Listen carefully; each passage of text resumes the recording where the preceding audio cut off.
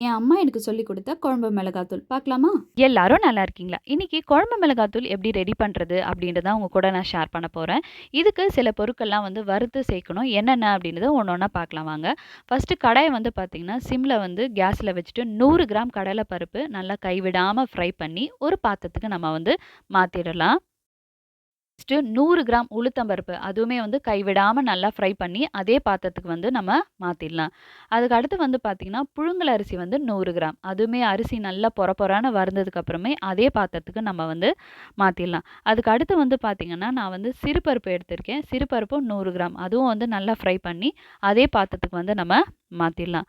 அதுக்கு அடுத்து வந்து பார்த்தீங்க அப்படின்னா, துவரம் பருப்பு இருக்கு இல்லையா? அதுவுமே வந்து 100 கிராம் நான் வந்து சேர்த்துருக்கேன். அதுவுமே நல்லா வந்து ஃப்ரை பண்ணி அதே பாத்திரத்துக்கு மாத்திடலாம். 100 கிராம் மிளகு. மிளகும் வந்து சேர்த்துட்டு, அதுக்கப்புறம் 100 கிராம் சீரகம். இதுவுமே நல்லா ஃப்ரை பண்ணி அதே பாத்திரத்துக்கு வந்து நம்ம மாத்திடலாம். அடுத்து வெந்தயம் வந்து 100 கிராம் எடுத்திருக்கேன். அதுவுமே வந்து நல்லா ஃப்ரை பண்ணி அதிலேயே வந்து சேர்த்துக்கலாம். நெக்ஸ்ட்டு வந்து பார்த்தீங்கன்னா, கடுகு 100 கிராம்.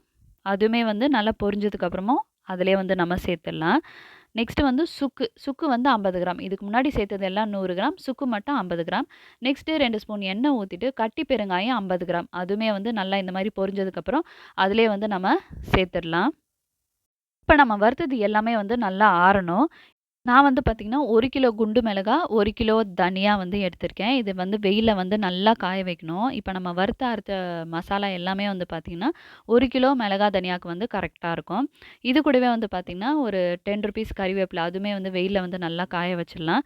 ஸோ மிளகா, தனியா எல்லாமே வந்து நல்லா காஞ்சிடுச்சு. இது எல்லாம் ஒண்ணா சேர்த்துட்டு, இது கூடவே 100 கிராம் கசகசா, கொம்பு மஞ்சள் வந்து 200 கிராம். அது வந்து ஃப்ரை பண்ணக்கூடாது.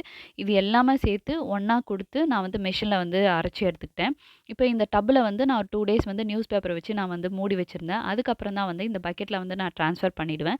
ஸோ இது வந்து 6 மந்த்ஸ் ஆனாலும் வந்து கெடாம இருக்கும். நீங்க வந்து வெஜ் சமைச்சாலும் சரி, நான்வெஜ் சமைச்சாலும் சரி, இல்ல பொரியல் ஐட்டம் செஞ்சாலும் சரி, இத குழம்பு தூள் வந்து சேர்த்துக்கிட்டீங்கன்னா ரொம்ப டேஸ்ட்டா இருக்கும். ஸோ என்னோட ரெசிபீஸ்லாம் வந்து நான் இத தான் வந்து சேர்க்கிறேன். நீங்களும் இத ட்ரை பண்ணி பாருங்க. எப்படி இருந்ததுன்னு மறக்காம கமெண்ட்ல சொல்லுங்க. இன்னொரு வீடியோல பார்க்கலாம். பாய்.